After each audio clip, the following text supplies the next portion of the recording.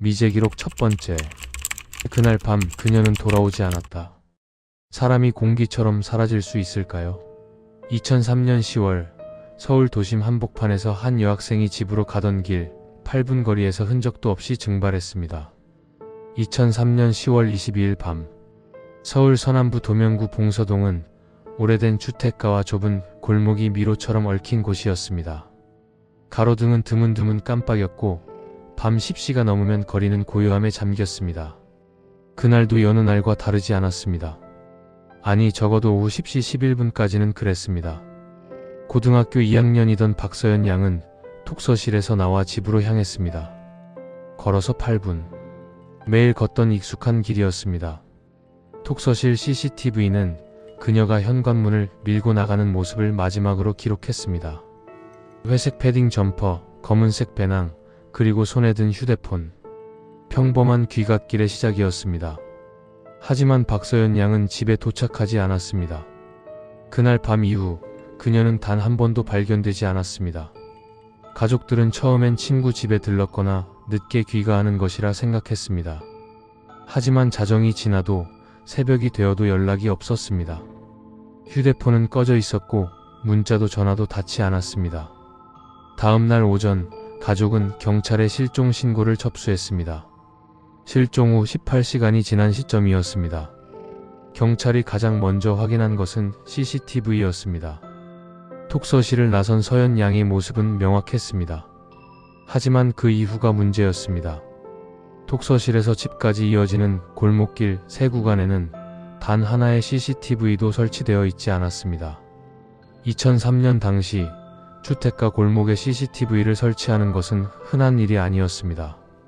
인근 편의점, 버스 정류장, 주변 상가의 CCTV를 모두 확인했지만 서연 양의 모습은 어디에도 잡히지 않았습니다. 휴대폰 기지국 신호는 독서실 인근에서 마지막으로 포착된 후 끊어졌습니다. 마치 그녀가 독서실 문을 나서는 순간 세상에서 지워진 것처럼 보였습니다. 수사는 주변 인물 조사로 확대되었습니다. 경찰은 가족, 친구, 학교 선생님, 독서실 관계자 등 총 52명을 조사했습니다. 금전 문제는 없었습니다. 학교에서 따돌림을 당하거나 갈등이 있던 것도 아니었습니다. 가출할 이유도 스스로를 해칠 동기도 발견되지 않았습니다.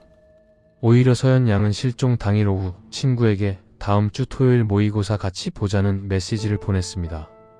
평범한 일상을 계속 이어갈 사람의 모습이었습니다.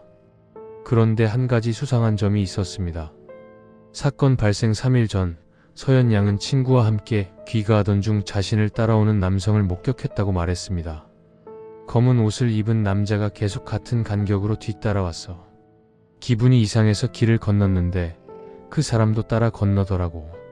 그래서 다시 돌아왔어. 친구는 사건 이후 경찰 조사에서 이렇게 증언했습니다. 경찰은 그 시간대 주변 CCTV를 다시 확인했지만 서연 양을 따라가는 남성의 모습은 어디에도 기록되어 있지 않았습니다. 단순히 우연히 같은 방향으로 걷던 사람이었을 가능성도 있었지만 완전히 배제할 수도 없는 단서였습니다. 사건 발생 일주일 후 경찰은 대규모 수색에 나섰습니다. 근처 폐가, 하수로, 야산, 인근 천변을 샅샅이 뒤졌습니다. 하지만 어떤 흔적도 발견되지 않았습니다. 강력 범죄의 정황도 유기된 흔적도 목격자도 없었습니다. 실종 당일 밤에는 비가 내렸고 그 비가 혹시 모를 물리적 증거들을 씻어냈을 가능성이 제기되었습니다. 수사가 한계에 부딪혔을 무렵 한 통의 제보가 들어왔습니다. 실종 한 달 후 익명의 제보자가 경찰에 전화를 걸었습니다. 그 아이는 누가 데려간 거야? 근처 노란 차를 찾아봐. 짧고 단호한 목소리였습니다. 경찰은 즉시 봉서동 일대의 노란색 차량을 추적했습니다. 택시, 학원 차량, 유치원 버스, 회사 차량까지 조사 대상에 올랐습니다. 하지만 단서는 나오지 않았습니다. 그리고 그 제보자는 다시는 연락하지 않았습니다. 시간이 흐르면서 사건은 서서히 사람들의 기억에서 잊혀져 갔습니다. 몇 차례 방송 프로그램에서 재조명되었지만 새로운 단서는 나오지 않았습니다. 2025년 현재 박서연 양은 여전히 돌아오지 않았습니다. 매년 10월 22일이 되면 서연 양의 어머니는 그날 밤 딸이 사라진 골목 입구에 하얀 국화를 놓습니다.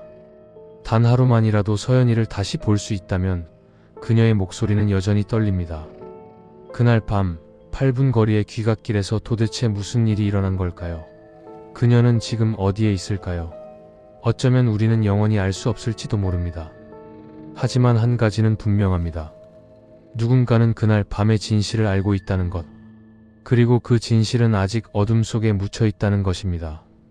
사건은 멈췄지만 기록은 멈추지 않습니다. 미제 기록은 다음 이야기를 조각처럼 모아 다시 들려드리겠습니다. 구독과 좋아요는 다음 기록의 시작입니다. 시청해주셔서 감사합니다.